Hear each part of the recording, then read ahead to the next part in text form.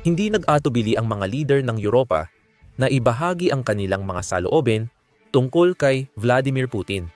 At syempre, hindi natuwa ang Kremlin dito dahil sabihin ko sa inyo, hindi ito diplomatikong pagpuna na ginawa ng ilan sa mga leader. Diretso at prangka sila. Magsimula tayo sa mga komento mula kay Pangulong Macron ng Pransya na tinawag si Putin na isang uhaw sa dugong halimaw. Pakinggan ninyo mismo. Kaya sa tingin ko, ang Russia ay matagal nang naging isang puwersa ng destabilization at potential na banta sa marami sa atin. At ang antas ng pamumuhunan na ginawa nito sa mga nakaraang taon ay hindi basta-basta bumababa mula 100% hanggang 0% sa magdamag. Kaya ang isang bansa na naglalaan ng 40% ng budget nito sa ganitong kagamitan, na nagmobilisa ng hukbong may higit sa 13 milyong tao, ay hindi basta-basta babalik sa isang estado ng kapayapaan at bukas na demokratikong sistema sa magdamag. Maging inosente tayo, kaya para na rin sa sariling kaligtasan nito, kailangan nitong magpatuloy sa pagkain. Isang mandaragit halimaw na nasa pintuan natin. Hindi ko sinasabing bukas aatake na ang Pransya, pero hindi dapat maging inosente ang mga Europeo sa banta. Ano palagay mo sa Rusya? Ang panayam na ito ay kasunod ng pagpupulong ni Pangulong Macron kina Pangulong Trump, mga leader ng Europa, at Pangulong Zelensky ng Ukraine. Sa pagpupulong, tinalakay nila paano mapalaganap ang kapayapaan sa Ukraine at mapigilan ang Rusya na bumalik at ulitin ito. Ngayon, gaya ng alam na ng marami sa inyo, ito ay isang closed door na pagpupulong. Pero ngayon ay nakakakuha na tayo ng mga pahiwatig kung ano ang tinalakay at kung ano ang napagdesisyunan sa pamamagitan ng mga panayam na ginawa ng lahat ng mga leader matapos ang pagpupulong. Heto si Pangulong Macron na ibinabahagi ang kanyang mga saloobin tungkol sa kung paano nangyari ang pagpupulong at kung ano ang napagdesisyunan. Pag-usapan natin ang mga issue napakatatag mo. Sa tingin mo ba ay kailangan pa rin ang tigil putukan? Habang papunta sa Alaska, sinabi ni Pangulong Trump na nais niya ng kasunduan sa tigil putukan. Kung hindi malaki ang magiging epekto, sa tingin mo posible pa rin ang tigil putukan? Sana nga, tawagin na lang ulit natin itong tigil putukan o kasunduan sa tigil putukan. Pero kailangan muna nating itigil ang patayan sa maraming mahahalagang dahilan. Pangalawa, dahil kung gusto natin ng tapat, makatuwiran, at komprehensibong pag-uusap para makabuo ng kapayapaan, hindi mo magagawa o maayos na maisasaayos ang diskusyong ito. Ibig kong sabihin, sa gitna ng mga bomba, tingnan mo, ngayong araw ay kasama namin si Pangulong Zelensky. Tinawagan ni Pangulong Trump si Pangulong Putin sa pagtatapos ng aming pagpupulong at kami, magkita ulit tayo pagkatapos ng tawag na ito. Samantala, nag-organisa ang hukbong Ruso ng sunod-sunod na pag-atake sa mga sibilyan sa Ukraine. Kaya imposibleng makipag-usap tungkol sa kapayapaan ang isang Pangulong Ukranyano at mga opisyal ng Ukraine. Ang ibang mga bansa ay winawasak at ang ibang mga civilian ay pinapatay. Dito mahalaga ring talakayin ang sinasabi ng Rusya sa panahong ito. Kita mo, simula nang magsimula ang digmaang ito na walang saysay na pananakop ni Putin, laging sinasabi ng Rusya na dapat makita ito. Mula sa pananaw ng mga Ruso, dapat nilang maintindihan ang pinagmumulan ng mga Ruso. Sa mga negosasyong ito, dapat maintindihan ng mga Ruso ang pinagmumulan ng mga Ukranyano. Nauunawaan ko na kailangang kumilos ni na Pangulong Zelensky at mga leader ng Ukranya sa partikular na paraan. Pero bilang mga tao, paano aasahan ng mga Ruso na makikipagnegosasyon ng mahinahon at patas ang delegasyon ng Ukranya? Habang ang mga drone at misail ng Russia ay pumapatay ng mga inosenteng sibilyang Ukranyano at kinikidnap ng Russia ang mga batang Ukranyano. Kung tutuusin, dapat ding isaalang-alang ng Russia ang pananaw ng Ukranya. Alam kong mahirap iyon para kay Putin. Pero dahil bumabagsak ang ekonomiya ng bansa niya, baka kailangan niyang maghanap ng ibang paraan para tapusin ang sigalot na ito. Pakinggan natin ang sagot kung saan tinatalakay ni Pangulong Macron kung pipilitin ni Pangulong Trump si Putin sa tigil putukan. Pakinggan natin. Lahat ng mga leader ng Europa ay pinipilit si Pangulong Trump tungkol sa puntong iyon ngayon at iginigiit na ipagpatuloy niya ang pagpuwersa kay Putin para sa isang tigil putukan ngayon din. Magiging malinaw ako tungkol dyan. Si Pangulong Trump ang unang nagmungkahi ng tigil putukan noong Pebrero. Noong Marso, tinanggap ni Pangulong Zelensky ang walang kondisyong tigil putukan sa Doha. Yung palaging tumatanggi sa tigil putukan ay si Pangulong Putin. Dapat bang parusahan ni Pangulong Trump si Pangulong Putin? Malinaw kay Pangulong Trump na hindi lang tigil putukan ang gusto niya pagkatapos ng Alaska, kundi mas malawak at kumpletong kasunduang pangkapayapaan. Maaring magandang balita ito pero malinaw na hindi agad magagawa ang kasunduang pangkapayapaan. Aabutin pa ito ng panahon marahil ilang araw o ilang linggo pa. Ngayon, kailangan natin ng tigil putukan, kaya tinawag ko itong tigil putukan. At hindi tigil putukan kung gusto natin gumamit ng ibang salita. Pero dapat nating itigil ang pagpatay. Kaya sang-ayon kami sa iyo, Pangulo, na kailangang dagdagan ang pressure para matigil ang mga pagpatay at simulan ang proseso ng ganap na kasunduang pangkapayapaan. Kaya ito ang aming mga layunin. Maari ba? Pwede mo bang i-pressure si Putin na gawin yon? Nang hindi ako, pabor ako sa katotohanan na kung sa dulo ng araw ay walang seryosong progreso sa bilateral o kung may pagtanggi sa trilateral na pagpupulong at o kung hindi susunod ang mga Ruso sa ganitong paraan o kailangan nating dagdagan ang mga parusa, pangalawa at pangunahing mga parusa para mapataas ang pressure sa mga Ruso na gawin ito. Ngayon, pagkatapos nito, sinabi rin niya na nakakalimutan ng mga tao, lalo na ng mga taong nagsasalita tungkol sa kung paano tatapusin ang digmaan na ito sa mapayapang paraan. Nakakalimutan nila na hindi pantay pa ang labanan. Russia ang nagpasimula ng digmaan na ito. Walang ibang magagawa ang Ukraine kundi lumaban. Dahil kung hindi, mawawala ito. Kapag tumigil ang Russia, matatapos ang digmaan. Kapag huminto sa laban ang Ukraine, mawawala ang kalayaan nito.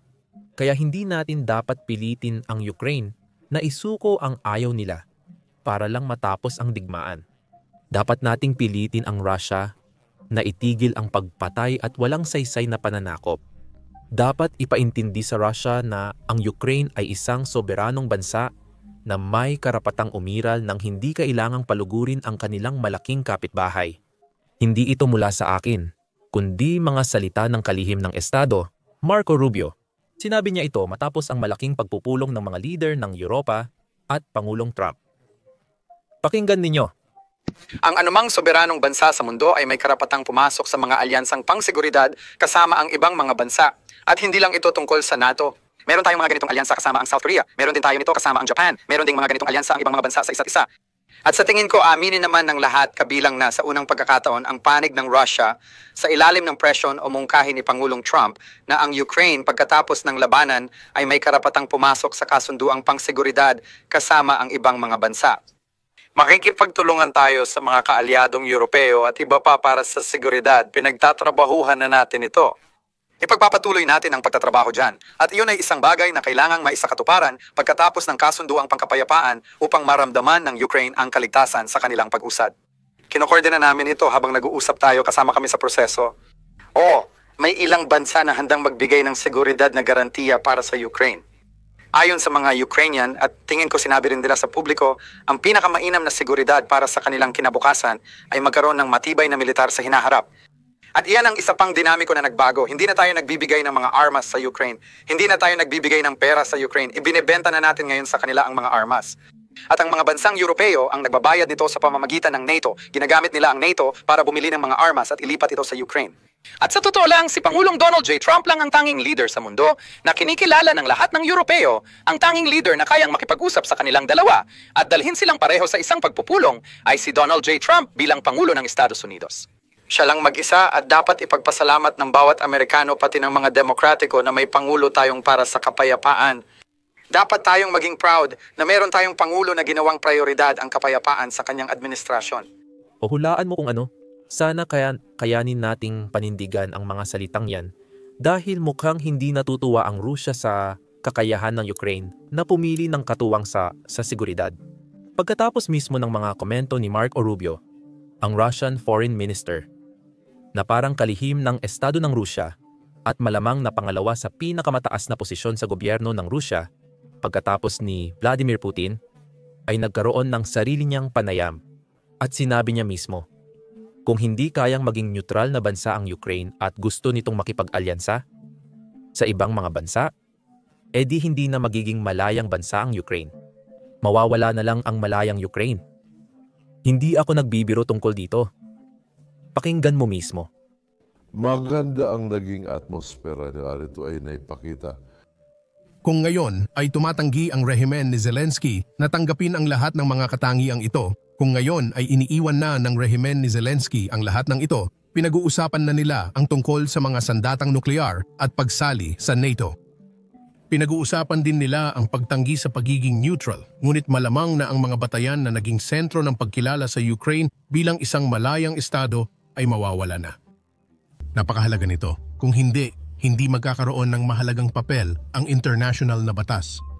Ngunit ang parehong mga patakaran na hindi kailanman binuo ng kanluran, ngunit iniimbento niya ang mga ito kada pagkakataon kapag kailangan niyang aminin ang isang bagay. Sa isang katulad na sitwasyon, ginagawa niya ito kapag kailangan siyang husgahan sa isang kaparehong sitwasyon. Pero hindi ito gagana. Hindi na ito mangyayari. Sinasabi ng Europa na walang dahilan ang pag-atake ng Rusya sa Ukraine. Na ito ay puro alam mo na pambatang. Matagal na nating pinag-uusapan ito mula nang magsimula ang pananakop. Ayaw ni Putin ng kapayapaan. Gusto ni Putin ang Ukraine at ayaw niyang maging malaya ito bilang bansa. Hayagan na nilang sinasabi iyan ngayon. At hindi lang ang administrasyon ng Russia ang may ganyang pananaw. Sa katunayan, sa isa sa mga kamakailang video ng kapwa YouTuber na si Andres Nielsen, ibinahagi niya ang kwento ng isang pag-uusap niya sa isang Russian na akademiko noong 2021 kung saan sinabi ng Russian na akademiko na wala talagang pagpipilian ang Ukraine. Mukhang hindi pinapahintulutang pumili ang Ukraine para sa sarili nitong kinabukasan. Parang pumunta ka sa isang restaurant. At ito ang kanyang analogy, hindi akin. Sa restaurant, pwede kang umorder ng kahit anong nasa menu. Sabi ng Russian na akademiko, hindi raw nagkaroon ng menu ang Ukraine para pumili ng bansa o alyansa. Nakamit ng Ukraine ang kalayaan noong Agosto 24, 1991 mula sa Soviet Union. Ayon sa mga akademiko at opisyal ng Russia, ang kalayaan ng Ukraine ay nakasalalay sa pananatili nito sa impluwensya ng Russia. Ngayon na sinusubukang umalis ng Ukraine, ayon sa mga opisyal ng Russia, nawawalan ng bisa ang kasunduan sa kalayaan ng Ukraine. Kung nais ng Ukraine na ng soberanya, mawawala ang kalayaan nila. Iyan ang sinusubukang gawin ni Vladimir Putin ngayon. Ito ang totoong dahilan kung bakit sinimulan ni Vladimir Putin ang digmaang ito noong 2014. At ito rin ang dahilan kung bakit siya nagsimula ang pananakop noong 2022. Mayroon silang iba't ibang dahilan na binabanggit nila kapag pabor sa kanila, kapag nakakatulong sa argumento ng Russia.